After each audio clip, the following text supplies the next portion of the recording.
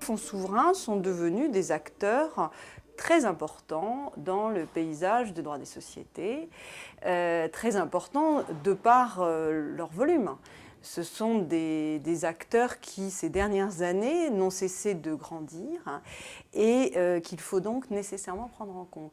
Et cette prise en compte, en fait, a été clairement faite par les économistes qui ont publié toutes sortes de travaux sur la question, un petit peu par les auteurs en sciences politiques également, un petit peu par les publicistes, mais à ma connaissance, ça n'a pas suscité un intérêt fou parmi mes collègues privatistes. Et c'est pour ça que j'ai tenté d'aborder cette question. Ça demeure aujourd'hui, même avec la baisse du cours des matières premières, ça demeure toujours des acteurs très importants. Donc première ressource, les matières premières. Deuxième ressource, les excédents, pas le déficit, les excédents commerciaux.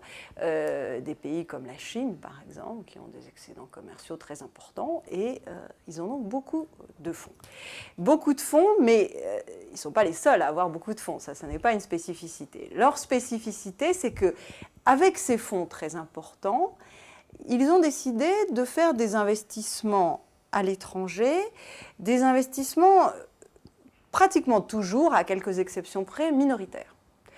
Donc ils acquièrent un très faible pourcentage de sociétés étrangères. Alors ça, c'est nouveau, parce que souvent, les investisseurs étrangers rentraient dans le capital de sociétés, mais voulaient devenir des acteurs significatifs, et donc quand ils rentraient en masse. Donc là, ils rentrent, je ne dirais pas insidieusement, parce que ce serait déjà porter un jugement, mais ils rentrent petitement. Première spécificité.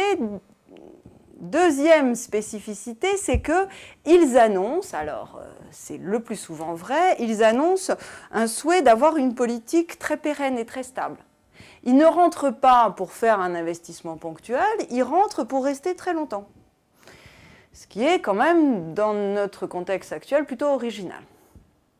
Et troisième spécificité, c'est que, aussi de leurs effets d'annonce, ils annoncent qu'ils veulent rester passifs. Ce sont des actionnaires donc qui annoncent une volonté d'être passifs dans les sociétés. Ce qui est quand même assez original pour des détenteurs de fonds aussi importants. Habituellement, quand vous avez beaucoup de fonds, vous rentrez dans une société, vous avez quand même un petit peu envie de pouvoir vous exprimer. Là, non.